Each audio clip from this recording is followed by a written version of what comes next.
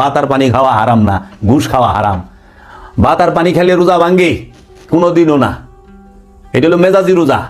এই রোজা একটি হলো আনুষ্ঠানিক রোজা, যে পান এবং আহার থেকে দিনভর বিরত থাকা। পান আহার থেকে বিরত থাকা হচ্ছে আনুষ্ঠানিক রোজা।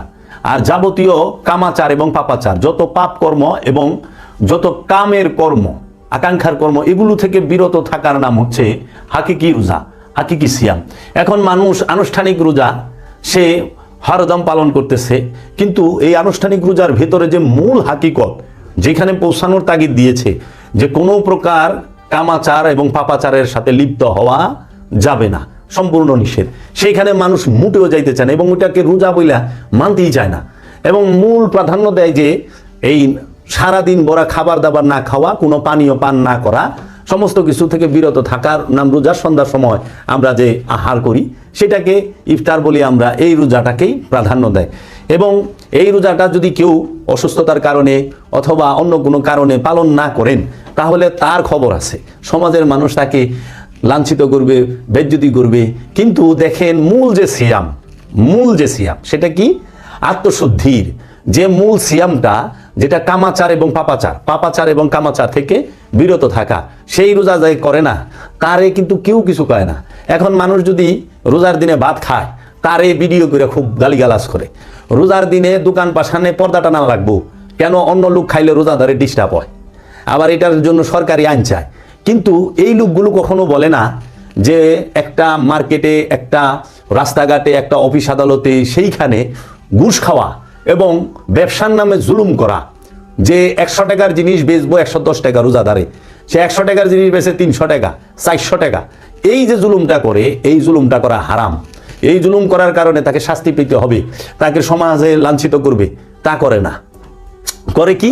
যে ভাত খায় নাই, ভাত খাইছে রোজার দিনে, তারে আমি এর মানে এইটা বলতেছি না যে আপনি আনুষ্ঠানিকতা ছেড়ে দেন, আনুষ্ঠানিকতা মানেন, কিন্তু মূলটা যেটা সমাজ সুন্দর থাকবে, সুস্থ থাকবে, সমাজের মানুষ তার মৌলিক অধিকারগুলো পাবে। আজকে দেখেন দ্রব্যমূল্যের এত ঊর্ধ্বগতি, মানুষ, গরিব মানুষের চলা মুশকিল হয়ে যাচ্ছে।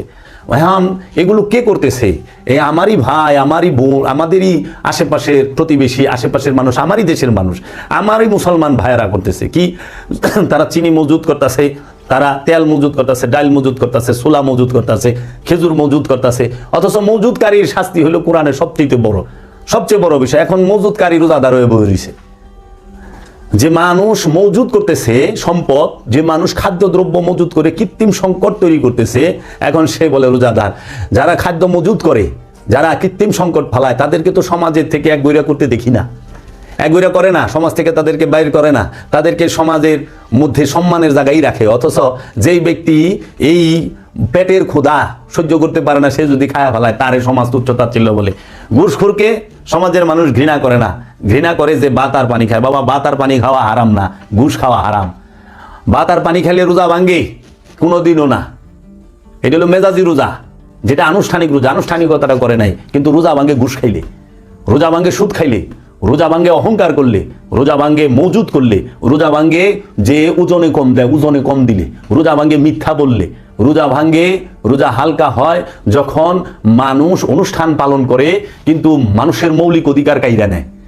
মানুষ, বাংলাদেশে আমরা সবাই রোজা নামাজ পড়ি, কিন্তু এখনো বাংলার জমিনে মানুষ ডাস্টবিনের খাবার উঠায় খায়। এত অভাব বাংলাদেশে কিন্তু নাই, স্বভাব খারাপ তার জন্য। তাহলে আমাদের এই রোজায় কি লাভ হচ্ছে? এই আপনার সলাতে কি লাভ হচ্ছে? কারণ সলাত ফরজ, আল্লাহর হুকুম। সলাত আল্লাহর হুকুম ফরজ, সিয়াম আল্লাহর হুকুম ফরজ, অবশ্যই করতে হবে। সলাত শব্দের অর্থ রসুলের সাথে সংযোগ এবং যোগাযোগ প্রচেষ্টা, রবের সাথে সংযোগ এবং যোগাযোগ প্রচেষ্টা। সিয়াম শব্দের অর্থ আত্মসংযম। যারা আত্মসংযম করে তাদের সাথেই রসুলের সাথে সংযোগ এবং যোগাযোগ হয়, রবের সাথে সংযোগ এবং যোগাযোগ হয়। আর এই সলাত এবং সিয়াম পালন করলে এটার একটা ফিডব্যাক আছে, মানে এইটার পরিবর্তে সলাতেরও একটা আছে, কর্ম আছে, এবং আপনি যে সলাত কায়েম করছেন সেটার একটা রেজাল্ট আছে। এখন দেখেন, আমরা যারা সলাত করি, এবাদত আমরা করলাম, নামাজ পড়লাম, আমার কর্মটা তো আমি কমপ্লিট করলাম, কিংবা আমার যে দায়িত্ব, আমার প্রতি যে আদেশ, সেটা আমি পূরণ করলাম। কিন্তু সলাতের একটা ওয়াদা আছে সলাতির প্রতি। আল্লাহ বলছে কোরআনে, ইন্না সলাতা তানহা আনিল ফাহশাই ওয়াল মুনকার, নিঃসন্দেহে এই সলাত যাবতীয় ফাহেসা থেকে, পাপ কর্ম থেকে তোমাকে বিরত রাখবেই। এই সিয়াম সকল প্রকার পাপ থেকে বিরত রাখবে। তা আমরা যারা আনুষ্ঠানিকতা করতেছি, আনুষ্ঠানিক সালাত করতেছি, দায়মি সালাত করতেছি, আমাদের যে দায়িত্বটা, আমাদের যে কর্মটা, আমাদের যে অনুশীলনটা, সেটা তো আমরা করতেছি, কিন্তু এর যে বিপরীতে একটা রেজাল্ট, ফিডব্যাক আসবে সলাতের থেকে, যে সলাত আমাকে পাপ থেকে সরাই দিবে, সেটা কিন্তু হচ্ছে না। সেটা হচ্ছে না, কারণ বাংলাদেশে অনেক মসজিদ, অনেক মাদ্রাসা, অনেক দরগা, এবং বাংলাদেশে সবচেয়ে বেশি মানুষ নামাজ পড়ে, কিন্তু মানুষ দিন যাচ্ছে দুর্নীতিগ্রস্ত হচ্ছে, মানুষ দিন যাচ্ছে মনুষ্যত্ব হারায় ফেলতেছে, মানুষ মনুষ্যত্বকে ধরে রাখতে পারতেছে না। তাহলে আল্লাহ যে বললো ইন্না সলাতা তানহা আনিল ফাহশাই ওয়াল মুনকার, নিঃসন্দেহে এই সলাত যাবতীয় পাপ থেকে বিরত রাখবেই।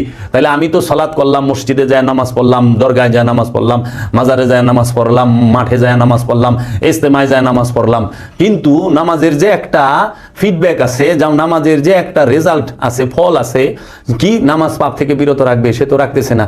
এখনো আমাদের সমাজে আমরা চাপায় দাঁড়িয়ে রাখা, মাথায় টুপি পইরা, নামাজ পইরা, ভেজাল মাল বেশি, বাসি খাবার বেশি, খাবারের মধ্যে মরণের রং দেই, মাছের মধ্যে ফরমালিন, দুধের মধ্যে ফরমালিন, খাবারের মধ্যে বিষ মিলাই আমরা একটু লাভের জন্য। আমরা নিজেরাই নিজেদেরকে হত্যা করার জন্য খাবারে বিষ মিলাই থুই, ফলের মধ্যে বিষ মিলাই, আমরা ওজনে কম দেই, আমরা ঘুষ খাই, সুদ খাই, আমরা সমাজের মধ্যেও বিভিন্ন ফেসাদ সৃষ্টি করে দিতেছি। সত্য বলে না তো? তাহলে কোরআনকে মানে, কোরআন মানে মুখে মুখে কোরআন, আমরা মনে করি কোরআনের আরবি পড়লে সওয়াব, কোরআনের আরবি পড়লে সওয়াব আছে, কিন্তু কোরআনকে নিজের জীবনে কোরআন যা বলেছে, যে আদেশগুলো দিয়েছে, সেই আদেশগুলো মানতে পারলে তখন যা হবে, কোরআন নিজের নফসের উপরে তাফসির করতে হবে, তখন যে আমরা রেজাল্ট পাবো। এই জন্য আমরা নামাজ পড়ি, কিন্তু নামাজ আমাদের কর্ম আমরা করি, কিন্তু নামাজের যে রেজাল্ট সেটা কিন্তু আমাদের পাচ্ছে না। নামাজ আমাদেরকে পাপ থেকে বিরত রাখতেছে না। আপনি যা দেখেন 5 ওয়াক্ত নামাজ পড়ে, সব করে, কিন্তু দুর্নীতিগ্রস্ত, এমন কোনো জিনিস অপকর্ম নাই করতেছে না, সম্পদ জমা করতেছে। এখন তো এমন হয়েছে, এলাকার সবচেয়ে বড় সম্পদ জমাকারী, মানে সয় সম্পদ জমা করছে, যে জায়গা জমি জমা করছে, সে হয় মসজিদের সভাপতি, সে হয় মসজিদের সেক্রেটারি। অথচ কোরআন বলছে সম্পদ জমাকারীর জানাজায় যাইবা না, সম্পদ জমাকারীকে আল্লাহ রাসূল বলছে হাদিসে যে সম্পদ জমাকারীর জানাজায় যাইবা না, সম্পদ জমাকারীকে সালাম দিবা না, সম্পদ জমাকারী জাহান্নামী, তাকে হুতামা জাহান্নামে ফালাই দেওয়া হবে। যে এতিমের হক মাইরা খাইছে তার সে দিন থেকেই বাদ। অথচ এতিমের হক মাইরা যে খাইছে, আত্মীয় স্বজনের হক যে মাইরা খাইছে, এবং যে সম্পদ জমায়া পাহাড় করে ফেলাইছে, হ্যারে আমরা বানায় দিছি কি মসজিদের সভাপতি। এবং সবচেয়ে বড় আশ্চর্যের বিষয় হলো, এই সম্পদ জমাকারী আবার নিজে একটা মসজিদ বানায়, সম্পদ জমাকারী মসজিদ বানায়, এ মনে করে মসজিদে হেরে পার করে দিব। কখনোই না। যদি কেউ আত্মীয় স্বজনের অথবা কাহারও হক মাইরা থাকে বিন্দু পরিমাণ, যে পর্যন্ত ওই হক ফেরত না দিবে, জীবন জান্নাতে যাবে না।